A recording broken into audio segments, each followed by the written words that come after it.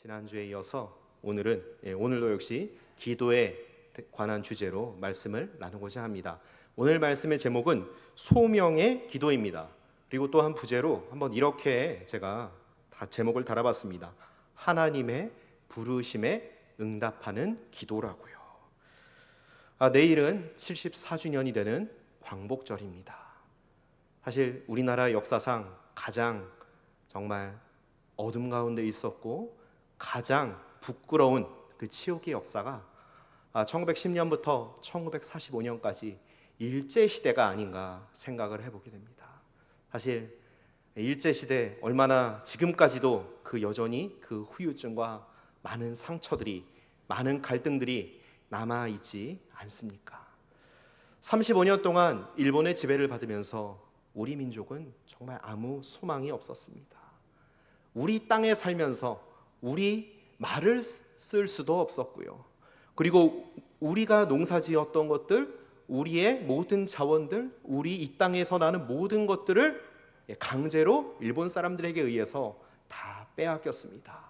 그리고 나중에 가서는 우리 이름조차 일본식 이름으로 창씨 개명을 해야 했고, 그리고 이 땅의 많은 사람들까지도 일본의 전쟁에 많이 차출되고 강제징용되고 위안부로 또한 군대로 끌려갔던 정말 그 치욕의 역사를 우리는 아직도 기억하고 있습니다. 사실 74년 전 8월 15일 낮 12시까지도 대다수의 한국 사람들은 우리나라가 일본으로부터 해방될 것이라고는 꿈에도 생각하지 못했습니다. 왜냐하면 그 당시 이제 일본 사람들은 당연히 일본이 전쟁에서 이기고 있다, 일본이 조선을 계속해서 천년 만년 다스릴 것이다, 이런 식으로 계속해서 방송을 했거든요. 그래서 많은 사람들은 일본의 지배가 계속 될 거라고 굳게 믿고 있었습니다. 그래서 이러한 현실 때문에 많은 사람들이 변절을 하거나 친일을 했던 그러한 일들도 너무나도 많았습니다. 그런데 이렇게 아무런 소망이 없고 일본의 속국으로서 계속 살아갈 것만 같았던 그 나라가 해방이 되고 말았습니다.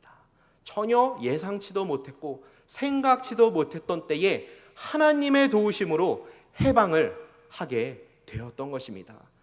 400년이 넘게 애굽에서 종살이를 했던 이스라엘 백성들을 하나님께서 모세를 통하여서 출애굽을 시키셨던 그 역사가, 그리고 70년간 바벨론 땅에 포로로 끌려가서 비참하게 노예 생활을 하고 있다가 어느 날 고레스 왕이라고 하는 페르시아 제국의 그 왕의 칙령에 의해서 자유를 얻게 되었던, 예루살렘으로 돌아갈 수 있게 되었던 그 기쁨의 역사, 감격의 역사가 우리나라의 이 역사 가운데서도 그대로 반복되었다고 하는 것이죠. 누가 이 일을 행하셨습니까? 하나님께서 이 일을 하셨습니다. 하나님의 손이 이 나라를 붙들고 계셨고 이 나라를 긍휼히 여기셔서 하나님의 때가 되었을 때에 아무런 소망이 없던 이 나라 가운데, 이 민족 가운데 해방이라고 하는 귀한 선물을 우리 가운데 허락해 주셨습니다. 저는 이제 74주년이 되는 광복절을 이제 곧 맞게 될 앞두고서 저와 우리 성도님들이 이 나라를 지금도 붙들고 계신 그 하나님의 손길에 감사하시기를 원합니다. 그리고 지금도 이 나라와 이 민족을 위해서 함께 기도하시며 함께 일하고 계신 그 하나님을 간절히 기대하시고 소망하는 마음으로 함께 이 나라와 이 민족을 위해서 기도하시는 우리 모두가 되시기를 간절히 소원합니다. 자, 오늘 말씀은 이사야서 6장 말씀입니다. 잘 아시는 것처럼 이사야가 성전에서 하나님의 선지자로 부르심을 받는 그러한 내용이 오늘 말씀 가운데 담겨져 있습니다. 오늘 말씀을 보면서 먼저 우리는 6장 1절에 우시야 왕이 죽던 해라는 부분에 주목해야 할 필요가 있습니다. 이사야는 남유다 왕 우시야 시대의 사람이었습니다. 이 남유다 왕이었던 우시야는 하나님이 보시기에 아주 선한 왕이었습니다. 이 우시야의 원래 이름은 아사랴였는데요, 이 아사랴라고 하는 이름의 뜻은 여호와께서 도우셨다라고 하는 의미가 있습니다. 이렇게 아사랴라고 하는 이름을 쓰다가 후에 이제 우시야라는 이름으로 이름을 바꾸게 됩니다. 이 우시야의 뜻은 여호와는 나의 힘이라고 하는 의미를 담고 있습니다. 자, 이 이름만 봐도요, 우리는 이 우시야 왕이 얼마나 하나님을 잘 섬겼던 왕이었는지 우리는 짐작할 수가 있습니다. 16살의 어린 나이에 왕이 된 이 우시야는 52년 동안 남유다 왕으로서 나라를 다스렸습니다. 이 우시야가 나라를 다스리는 동안 남유다는 큰 전성기를 맞게 됩니다. 하나님을 열심히 섬기고 또한 신앙생활을 신앙의 모범을 보였던 이 왕이었기에 하나님께서 우시야가 다스리는 남유다 가운데 큰 복을 허락하셨던 것이죠. 우시야가 다스리던 이 시절에는 주변의 블레셋이나 암몬이나 이런 다른 나라들이 이 유다를 감히 침공하지도 못했습니다. 그리고 이 우시야 왕 때는 항구 공사도 하고 성벽을 쌓는 공사도 하고 여러 가지 대형 공사들을 많이 했습니다. 자, 이렇게 우시야가 왕으로 있는 동안 남유다는 큰 전성기를 맞이했고요. 어떤 사람들은 이 우시야를 가리켜서 다윗과 솔로몬 이후로 가장 선한 왕이었다라고 이렇게 평가하기도 합니다. 자, 이렇게 이 우시야가 끝까지 갔었더라면 얼마나 좋았겠습니까? 그런데 우시야가 이제 말년에 그만 큰 실수를 범하고 맙니다. 제사장만이 할 수 있는 하나님의 성전에서 향을 피우는 분향하는 일을 자기가 하겠다고 나선 것이죠. 그러자 이 대제사장이 이 우시야 왕을 막았지만은 그럼에도 불구하고 이 우시야는 자기가 하겠다라고 아주 막무가내로 덤빕니다. 이때 하나님께서는 우시야를 벌하셨습니다. 어떻게 벌하셨냐 하면요, 문둥병을 그에게 내리신 것입니다. 이렇게 순식간에 문둥병자가 된 우시야는 왕으로서 더 이상 직무를 감당할 수가 없었습니다. 왜냐하면 이스라엘 사람들에게 있어서 문둥병자라고 하는 것은 부정한 사람, 죄인의 대명사였거든요. 순식간에 왕에서 쫓겨난 이 우시야는 별궁에 머물면서 죽는 그날까지 쓸쓸하게 살다가 비참한 최후를 맞이하게 됩니다. 자, 이처럼 우시야 왕은 인생의 극과 극을 경험했던 사람입니다. 하나님을 잘 섬기고 하나님의 말씀에 순종했을 때는 그 자신도 복을 받았을 뿐 아니라 우시야가 다스렸던 남유다까지 복을 받는 놀라운 축복이 있었습니다. 그런데 반대로 그가 말년에 하나님의 말씀을 듣지 않고 교만하게 행했을 때는 어떤 결과가 임했냐 하면요, 자기 자신도 불행해졌고 나아가서 이 우시야가 다스렸던 남유다까지도 아주 잘 살던 나라에서 약소국으로 전락하는 그런 비참한 결과가 일어났다라고 하는 것입니다. 우시야의 교만과 그의 이러한 죄악으로 인한 그의 비참한 최후는 당시 유다의 모습과도 너무나도 비슷했습니다. 당시 유다는 내부적으로 극도로 타락해져 갑니다. 오늘 본문 바로 앞장인 이사야서 5장 말씀을 보시면 유다 가운데 어떤 일들이 벌어지고 있었는지가 상세하게 기록되고 있습니다. 교만이 판을 쳤습니다. 욕심과 거짓과 불의와 공평한 재판과 형식적인 예배와 극심한 우상 숭배, 그리고 이를 통하여서 공동체가 나라가 붕괴되는 이러한 일들이 벌어지고 말았다는 것이죠. 자, 이것이 누구를 떠난 결과였을까요? 하나님을 떠난 결과였습니다.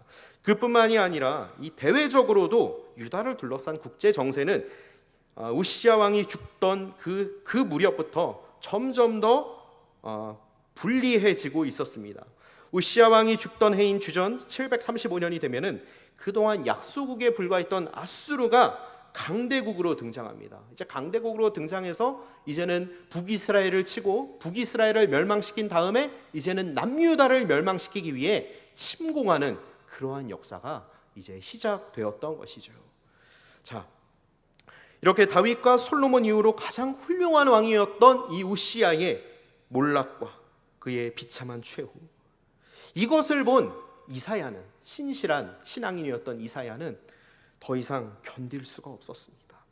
남유다의 영적 타락과 혼란, 그리고 남유다를 둘러싼 국제 정세의 위협 가운데서 오늘 말씀에서 이사야는 지금 어디에 있습니까? 하나님의 성전에 있습니다. 하나님의 성전에서 이사야는 하나님의 뜻을 간절히 구하고 있습니다. 자, 나 자신을 둘러싼 위기의 상황 가운데서, 그리고 지금 우리 나라와 민족이 처한 이러한 현실 가운데서 우리는 어떻게 반응하고 있습니까? 우리가 해야 될 것, 특별히 하나님의 백성들이 해야 할 것은 단 하나입니다. 그것은 바로 기도인 줄 믿으시기를 바랍니다. 저는 말씀을 준비하면서 어느 목사님의 글을 접하게 됐는데요. 이 기도에 관한 글이었는데 너무 기억에 남아서 한번 나누어 보도록 하겠습니다. 기도는 결코 현실로부터의 도피가 아닙니다. 기도는 하나님을 문제의 현장으로 끌어들이는 가장 적극적인 현실 참여입니다. 자, 이 목사님 뭐라고 이야기하고 있냐면요, 기도라는 것, 사실 그래요. 우리가 기도를 한다라고 하면은 그렇게 생각하는 분들이 있어요. 뭔가 현실에서 도피하는 것 같고, 뭔가 신비적인 방법을 찾는 것 같고, 정말 내가 삶에서 더 적극적으로 열심히 하는 것이 아니라 그저 그냥 뭐랄까요, 현실을 도피하는 것처럼 이렇게 생각하는 분들이 참 많습니다. 그런데 기도라는 것은 누구의 참여를, 누구의 역사를 요청하는 것입니까? 하나님의 역사를 요청하는 것입니다. 지금 내가 처한 우리 가정 가운데, 지금 내가 속한 직장 가운데, 지금 내가 처한 모든 상황과 환경들 가운데 나의 힘으로는 할 수 없지만은 누가 역사하신다는 것이죠? 하나님, 나를 도와주십시오.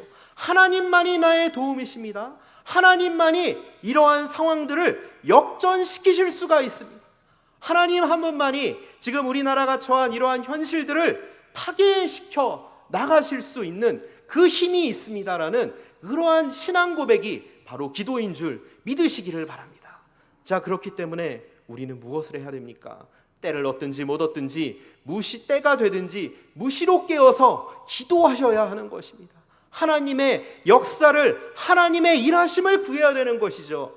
나의 힘으로는 너무나도 연약함을 알기에, 나의 힘으로는 아무것도 할 수 없음을 알기에 하나님의, 우리 주인 되신 전능하신 하나님의 도우심을 구하는 것, 이것이 바로 기도입니다. 우리가 기도의 자리로 나아갈 때에 우리를 둘러싼 모든 문제와 환경들의 어떠한 문제들, 그러한 것들의 해결이 시작될 줄 믿으시기를 바랍니다. 자, 이렇게 성전에서 열심히 기도를 하던 이사야는 이때 누구를 만납니까? 살아계신 하나님을 만나게 됩니다. 자, 1절부터 4절까지의 말씀을 한번 눈으로 천천히 한번 보실까요? 자, 이사야가 지금 만나고 있는 하나님, 이사야가 체험하고 있는 하나님은 어떤 모습입니까? 자, 첫 번째, 이사야가 체험한 하나님, 첫 번째로 시각을 통해서 그는 하나님을 체험합니다. 자, 1절 말씀을 보면은 그는 무엇을 봤습니까? 높은 보좌에 앉으신 여호와 하나님을 봅니다. 여호와 하나님의 옷자락은 어디에 가득해 있습니까? 성전에 가득하였다라고 말씀하고 있습니다. 그리고 2절 말씀을 보시면요, 이러한 하나님, 여호와 하나님 주변에 누가 삥 둘러싸서 모시고 있습니까? 스랍, 천사들이 모시고 서 있습니다. 그런데 이 천사들의 모습은 어떻습니까? 6개의 날개를 가지고 있었는데 날개 둘로는 얼굴을 가리고 있고, 나머지 날개 둘로는 발을 가리고 있고, 이 나머지 2 날개로는 나는 모습을 하고 있습니다. 너무나도 구체적인 그러한 체험을 하지 않았습니까? 두 번째, 이사야가 어떤 하나님을 체험했냐 하면요, 청각을 통해서, 듣는 것을 통해서 하나님을 체험합니다. 자, 3절에 보니까 하나님의 보좌 주변에 서 있는 천사들은 하나님을 찬양합니다. 거룩하다, 거룩하다, 거룩하다. 만군의 여호와여, 그의 영광이 온 땅에 충만하도다. 이사야는 이 천사들의 이 찬양 소리를 직접 들었던 것입니다. 이 찬양은 그의 가슴을 움직이고 있었어요. 그리고 세 번째로 이사야는 어떤 하나님을 체험하고 있습니까? 온 감각을 통해서 하나님을 체험하고 있습니다. 자, 4절을 보시면은 이제 천사들의 찬양 소리로 인해서 성전 문지방 터가 흔들립니다. 그리고 연기, 하나님의 임재를 상징하는 연기가 성전 안을 가득 채웁니다. 이사야는 이것을 온 몸으로 직접 경험을 하고 있었던 거예요. 거룩하신 하나님의 체험. 이사야가 만난 하나님의 모습 얼마나 구체적으로 나타나고 있습니까? 물론 우리가 만나는 이 하나님, 우리가 하나님을 체험하는 그러한 경험들 반드시 이사야처럼 할 수는 없습니다. 사실 이사야처럼 이렇게 특별한 체험을 하는 경우는 극소수에 불과합니다. 그런데 중요한 것은 무엇이냐면요, 우리가 하나님을 만났다라고 하는 것, 하나님의 임재를 경험했다라고 하는 것은 결코 막연하지 않다라고 하는 것이에요. 이사야가 경험했던 그처럼 비록 그 모습과 똑같진 않는다 할지라도 하나님께서 살아계심을 우리가 고백하게 된다는 거죠. 경험하게 된다는 거죠. 깨닫게 된다는 거죠. 아, 하나님이 살아계시는구나, 하나님이 진짜 하나님이구나라는 것을 경험하게 된다라고 하는 사실입니다. 저는 이 자리에 계신 저와 우리 성도님들 가운데 비록 이사야처럼 그런 하나님을 체험하는 모습은 아니지만은 우리 각자에게 하나님을 체험한 그러한 경험들이 있으신 줄 저는 믿습니다. 자, 이렇게 뚜렷하고 구체적인 하나님을 체험했던 이사야, 이게 기도 중에 이런 하나님을 만난 것입니다. 그런데 이런 하나님을 체험한 이사야의 반응은 어떻습니까? 우리 함께 5절 말씀을 읽으시겠습니다. 그때 내가 말하되 화로다 나여 망하게 되었도다. 나는 입술이 부정한 사람이요 나는 입술이 부정한 백성 중에 거주하면서 만군의 여호와이신 왕을 배웠음이로다 하였더라. 자, 하나님을 이렇게 구체적으로 경험한 이사야가 하나님을 경험하자마자 입술에서 어떤 고백을 하고 있습니까? 화로다 나여 망하게 되었도다. 나는 죄인 중에 죄수다. 나는 그 부정한 내가 하나님을 배웠으니 나는 더 이상 살 수 없습니다. 나는 죽을 수밖에 없습니다라는 이런 고백을 합니다. 그러면서 자신의 행동과 자기의 생각과 이 모든 것들이 하나님의 뜻에서 벗어나 있었음을 그는 철저히 회개하고 있습니다. 여러분, 이것이 하나님을 만난 사람들의 공통된 특징입니다. 비록 하나님을 만난 그 모습, 그 체험들, 그 경험들은 다 다릅니다. 각기 다 다양합니다. 어떤 분들은 이사야처럼 신비한 체험을 통해서 만나실 수도 있고요, 어떤 분들은 방언을 통해서 만나실 수도 있고요, 그리고 어떤 분들은 이러한 체험 없이 말씀을 통해서 만나신 분들도 있습니다. 그런데 중요한 것은 뭐냐면요, 하나님을 만난 이후에 공통적으로 어떤 고백이 나옵니까? 하나님 앞에 나는 너무나도 부정한 사람이구나, 하나님 앞에 나는 감히 설 수 없는 존재이구나, 이것을 고백하게 된다라고 하는 것입니다. 이러한 고백이 있을 때에 이것이 바로 진정한 변화의 시작인 줄 믿습니다. 그런데 가끔 보면 이런 분들이 있습니다. 자기가 하나님을 만났다고 뭔가 신비한 체험을 했다고 해서 막 자랑하면서 막 우쭐대는 이런 분들이 있습니다. 그리고 자기가 정말 교회를 위해서 뭔가 대단한 일을 했다, 어떤 경우에는 자기의 신비한 체험을 내세우면서 목회자들까지도 막 깎아내리면서 자기를 막 드러내는 이런 분들이 있다고 합니다. 그런데요, 진짜 하나님을 만난 사람은 그런 자랑하고 자기 자신을 자랑하거나 우쭐대거나 자기를 높이는 행동을 절대 할 수가 없습니다. 왜 그렇습니까? 하나님 앞에 내가 너무나 부족한 자고 죄인임을 알기 때문이죠. 그렇기 때문에 우리 주변에 만약에 그런 분들이 계시다면은 좀 경계하실 필요가 있어요. 그분들을 위해서 진심으로 기도하실 필요가 있습니다. 정말 하나님을 체험한 분들은 자기 자신을 드러내지 않습니다. 자기를 가능하면은 드러내지 않으려고 하고요, 겸손하게 묵묵히 내게 맡겨진 곳에서 그 위치가, 그 모습이 어떤 모습이든지 간에 신실하게 최선을 다해서 섬기는 모습으로 살아갑니다. 그런데 그런 모습으로 살아가도요, 주변에 아는 분들은 다 압니다. 저분이 진짜 예수님을 만났구나, 저분이 진짜 하나님의 사람이구나, 저분이 진짜 신앙인이구나 라는 것이 자기가 드러내지 않아도 하나님이 다 알게 하십니다. 주변 사람들이 다 그렇게 깨닫게 알도록 그렇게 하시는 거예요. 이사야도 그랬습니다. 자기가 직접 하나님을 만났다고 해서, 사실 이사야만큼 하나님을 구체적으로 아주 제대로 만난 사람이 사실 성경에도 거의 없습니다. 그런데 이런 이사야의 반응은요, 자기 자신을 드러내지 않아요. 자기의 이름을 내세우지 않습니다. 겸손하게 낮은 모습으로 나는 하나님 앞에 부정한 자입니다라고 고백을 하는 것이죠. 자, 이러한 이사야의 철저한 회개 앞에서 하나님은 어떻게 반응하십니까? 우리 6절과 7절 말씀을 한번 눈으로 보시겠습니다. 회개한 이사야 앞에 스랍 천사가 성전 제단에 핀 숯불을 가져다가 이사야의 입술에 댑니다. 그리고 이렇게 선포하죠. 7절 하반절 말씀입니다. 보라, 이것이 내 입에 닿았으니 내 악이 제하여졌고 내 죄가 사하여 졌느니라. 아멘. 하나님께서는 이사야의 회개를 받아주셨습니다. 그리고 그를 향해서 죄 사함을 선포하시죠. 너는 더 이상 죄인이 아니라 하나님의 사람이다라고 하나님께서 이렇게 선포하시는 겁니다. 이것이 바로 하나님의 은혜입니다. 저와 우리 성도님들 가운데도 지금 저희가 이 자리에 서 있는 것, 하나님의 은혜, 이사야에게 임했던 하나님의 죄 사함의 은혜가 저희 가운데 이미 임했는 줄 믿으시기를 바랍니다. 자, 이렇게 하나님의 은혜로 새롭게 된 이사야.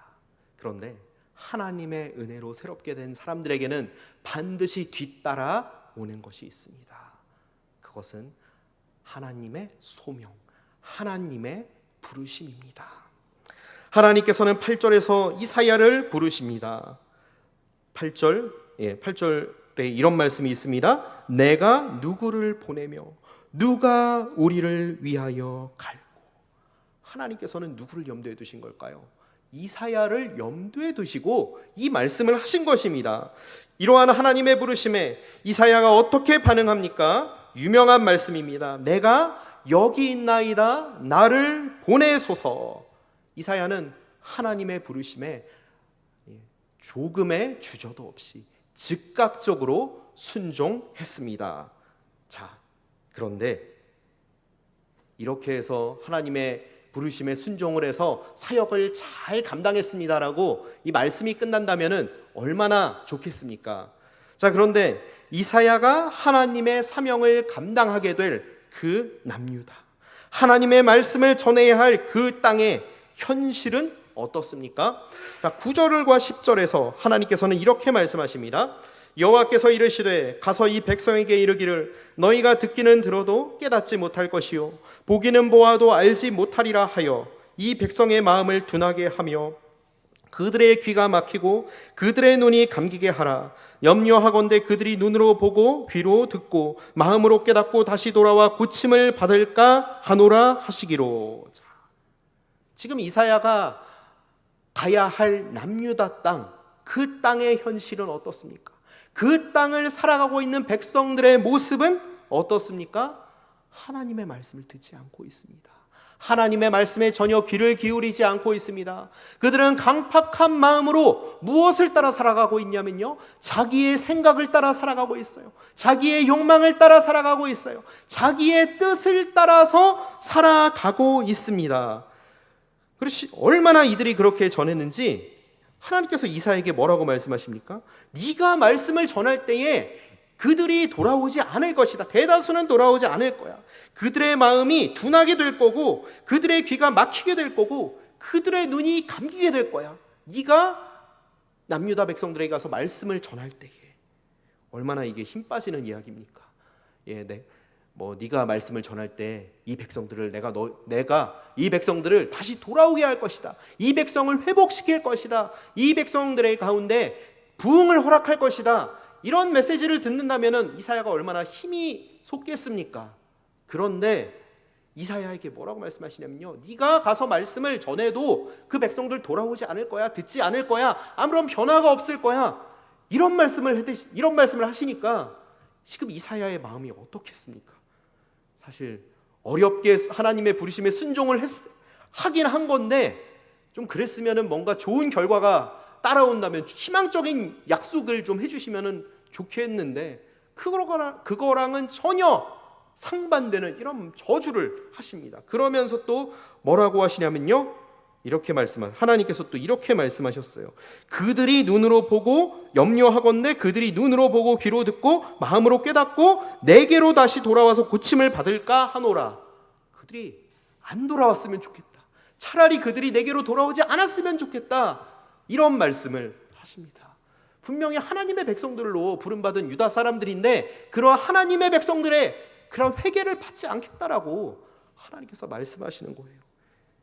야, 이게 참 너무 이상하지 않으세요? 우리가 아는 하나님은 어떤 하나님이세요? 사랑이 많으시고 정말 노하기를 더디하시고 우리가 하나님께로 나왔을 때 다 받아주시고 우리를 용서해 주시는 그런 사랑의 하나님이 아니라 지금 하나님께서는 지금 남유다를 멸망시키기로 작정했다라고 이런 말씀을 또한 하십니다. 그 계획을 11절과 12절을 또 보시면요, 하나님께서 보다 더 구체적으로 말씀하세요. 주께서 대답하시되 성읍들은 황폐하여 주민이 없으며 가옥들에는 사람이 없고 이 토지는 황폐하게 되며 여호와께서 사람들을 멀리 옮기셔서 이 땅 가운데 황폐한 곳이 많을 때까지다. 이 나라를 멸망시키기로 이미 작정하셨다라고 뜻을 밝히고 계십니다. 사실 실제적으로 이로부터 수십 년이 지난 후에 남유다가 어떻게 됐습니까? 바벨론에 의해서 철저히 멸망당하고 사람들은 다 포로로 끌려가고 그래서 70년 동안 노예 생활을 하지 않았습니까? 이러한 약속이 그대로 이루어졌습니다. 자, 하나님께 선지자로 부름받은 이사야입니다. 그가 하나님의 부르심을 따라 남유다 백성들에게 가서 하나님의 말씀을 전한다는 것, 사실 이사야에게 있어서 얼마나 괴로운 일이겠어요. 얼마나 고통스러운 일이겠어요. 정말 나 대신 누가 좀 해줬으면 좋겠다라는 생각이 들지 않았겠습니까? 그것도 이 대상이 일본 사람이 아니라 중국 사람이 아니라 어떤 사람입니까? 우리나라 사람들, 동족을 향해서 이런 얘기를, 심판의 메시지를 전해야 하는 것입니다. 그러나 그럼에도 불구하고 이사야는 하나님의 말씀에 순종함으로 남유다로 향합니다. 왜 그렇습니까? 우리 그 이유를 13절 말씀을 통해서 우리는 찾을 수가 있습니다. 우리 이사야서 6장 13절 말씀을 함께 읽으시겠습니다. 그 중에 10분의 1이 아직 남아있을지라도 이것도 황폐하게 될 것이나 밤나무와 상수리 나무가 배임을 당하여도 그 그루터기는 남아있는 것 같이 거룩한 씨가 이 땅에 그루터기니라 하시더라. 자, 하나님께서는 지금 이렇게 멸망이 이미 작정되었고 정말 곧 얼마 지나지 않아 곧 황폐하게 될 남유다 땅이지만은 뭐라고 말씀하시냐면요, 내가 여전히 이 땅을 포기하지 않았다, 이 백성들을 버리지 않을 것이다라고 이렇게 약속하고 계십니다. 13절에서는 이렇게 말씀하고 있습니다. 이 땅이 황폐하게 되고 그 땅에 쓸모있는 모든 나무가 배임을 당해버린 것과 같은 유다 땅이지만은 그 땅 가운데 누구를 통해서 하나님의 역사를 이루시겠다는 겁니까? 거룩한 씨를 통해서, 이 땅에 남은 이 땅의 그루터기를 통해서, 남은 자들을 통해서 내가 구원의 역사를 이룰 것이다라고 하나님께서는 이사야에게 약속하십니다. 희망의 메시지가 있는 겁니다. 절망 같아 보이지만은 정말 아무런 정말 빛 없이 정말 어둠과 암흑뿐인 현실 가운데서도 하나님께서는 이사야에게 희망을 말씀하고 있는 거예요. 네가 가서 말씀을 전해도 사람들은 지금 당장 듣지 않을 거야. 듣지 않는 사람들 많고 네가 박해를 받을 수 있어. 그런데 나는 여전히 그 땅을 통해서 일하고 있어. 그 땅의 그루터기와 같이, 그리고 이 땅의 남은 자들을 통해서, 거룩한 씨들을 통해서 내가 여전히 유다를 구원할 거야. 유다를 붙들고 있다. 내가 유다를 나의 때가 되면 다시 자유케 할 것이다라고 하나님께서는 약속하고 계십니다. 이 말씀이 절망 중에 희망이요, 어둠 가운데 비치는 한 줄기 빛 되신 하나님의 말씀입니다. 저와 성도님들 모두는 하나님의 백성으로 부름을 받았습니다. 하나님의 백성으로 부름받은 사람들에게는 반드시 하나님의 사명이 뒤따릅니다. 우리가 감당해야 할 일이 있다라고 하는 것이죠. 그런데 때로는 우리가 나가야 할 이 땅의 모습들, 우리가 가야 하는 이 땅의 모습들, 우리가 하나님의 증인으로서 살아가야 할 이 땅의 현실은 어떻습니까? 때로는 남유다의 모습일 때가 있다라고 하는 것입니다. 하나님의 심판이 이미 작정된 남유다의 모습과 같이 때로는 우리가 가야 할 그 땅들이 그러한 모습일 수, 희망이 없고 소망 없고 황폐한 땅과 같을 수 있다라고 하는 사실입니다. 그런데 우리가 기억해야 될 것이 있습니다. 그럼에도 불구하고 하나님께서는 누구를 부르셨습니까? 누구를 보내셨습니까? 나를 보내셨어요. 이곳에 있는 우리 성도님들 한 분 한 분을 부르셨다라고 하는 것입니다. 어디로 하나님께서는 우리를 부르셨습니까? 우리가 속한 가정 가운데 부르셨어요. 우리가 속한 교회 공동체 가운데 부르셨습니다. 우리가 속한 직장과 사업장 가운데에, 우리가 밟는 모든 땅 가운데 부르셨고요. 그리고 오늘 몽골 단기 선교팀이 출발했지만 해외 선교지들을 향하여서, 그리고 이 나라와 이 민족을 향하여서 저와 우리 성도님들을 부르셨다는 사실을 믿으시기를 원합니다. 우리의 눈으로 봤을 때는, 우리의 힘으로는, 우리의 능력으로는, 우리의 생각으로는 도저히 이 사명을 감당할 수가 없습니다. 그런데 누가 우리를 도우십니까? 누가 우리에게 힘을 허락하십니까? 누가 이 사명을 감당할 수 있도록 지혜를 허락하십니까? 전능하신 하나님께서 허락하신다는 사실을 기억하시기를 원합니다. 하나님께서는 우리를 부르셨고요, 우리가 그 부르심을 기억하면서 신실하게 살아갈 때에 하나님께서는 우리가 속한 모든 곳들 가운데, 특별히 이 나라와 이 민족 가운데, 이 땅 가운데 거룩한 씨앗으로, 남은 그루터기로 저희를 사용하실 줄 믿습니다. 우리 목동중앙교회를 사용하실 줄 믿습니다. 그리하여서 하나님의 때가 되었을 때에 절망과 암흑 가운데 빠진 이 땅 가운데 우리를 통하여서 생명이 넘쳐나는 역사가, 기쁨이 회복되는 역사가, 하나님의 샬롬이 회복되는 역사가 일어나게 될 줄 믿습니다. 우리 함께 기도하시겠습니다.